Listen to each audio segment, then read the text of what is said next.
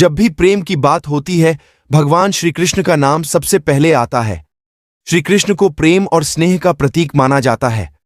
पुराणों के अनुसार श्री कृष्ण की 16,108 रानियां थीं। श्री कृष्ण की मुख्य रानियों में रुक्मणी, सत्यभामा का नाम शामिल है। इसके अलावा बाल्यावस्था में श्री कृष्ण के गोकुल में गोपियों संग रासलीला की कहानियां आज भी मशहूर हैं। हालांकि सभी को प्रेम और स्नेह का पाठ पढ़ाने वाले श्री कृष्ण का नाम सिर्फ राधा के साथ ही लिया जाता है। हर कोई प्रभु कृष्ण के नाम का जाप करते समय राधे श्याम का उच्चारण करता है। भले ही उनकी 16,108 रानियां थीं, लेकिन जब प्रेम की मिसाल दी जाती है तो श्री कृष्ण और राधा का प्रेम सबसे ऊपर होता है। श्री कृष्ण और राधा की प्रेम कहानियां पीढ़ी दर पीढ़ी सुनने को मिलती हैं, लेकिन जब भी राधा रानी और श्री कृष्ण के प्रेम का जिक्र होता है तो ये सवाल जरूर मन में उठता है कि जब दोनों के बीच इतना प्रेम था तो कृष्ण ने राधा से विवाह क्यों नहीं किया? 16,108 में एक राधा क्यों नहीं थी? पद्म पुराण के मुताबिक राधा वृषभानु नाम के एक गोप की पुत्री थी। कुछ विद्वान मानते हैं कि राधा का जन्म यमुना नदी के पास स्थित रावल गांव में हुआ था। बाद में उनके पिता बरसाना में आकर बस गए। हालांकि कुछ लोगों का यह मानना है कि राधा का जन्म बरसाना में ही हुआ था। बरसाना में राधा जी को लाडली कहा जाता है। ब्रह्मवैवर्त पुराण के अनुसार राधा जी कृष्ण से 4 साल बड़ी थीं और उनकी मित्र थीं। राधा जी से जुड़ी कई अन्य मान्यताएं भी हैं। ब्रह्मवैवर्त पुराण के अनुसार राधा का विवाह रायण नाम के व्यक्ति से हुआ था, जो कि माता यशोदा के भाई थे, यानी रिश्ते में राधा कृष्ण की मामी लगती थीं। हालांकि अन्य पुराणों में ऐसा जिक्र नहीं मिलता। मान्यता है कि जब श्री कृष्ण 8 साल थे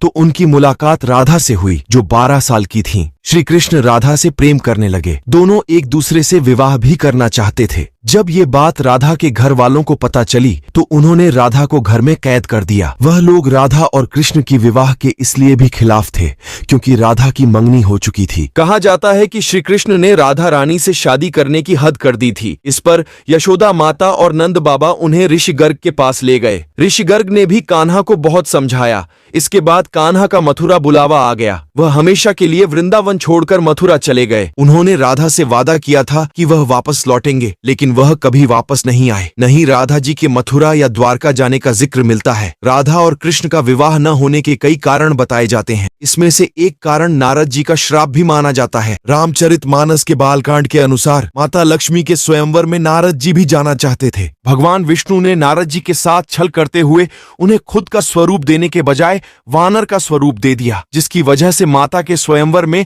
नारद जी का काफी उपहास हुआ। जब नारद जी को इस बात का पता चला तो वह बैकुंठ पहुंचकर विष्णु जी से बहुत नाराज हुए और श्राप दिया कि उन्हें पत्नी की वियोग सहना होगा।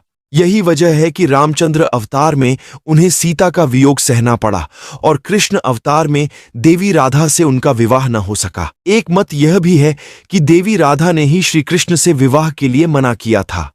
राधा यशोदा पुत्र कान्हा से प्रेम करती थीं, लेकिन जब वह मथुरा गए तो राधा रानी खुद को महलों के जीवन के लिए उपयुक्त नहीं मानती थीं।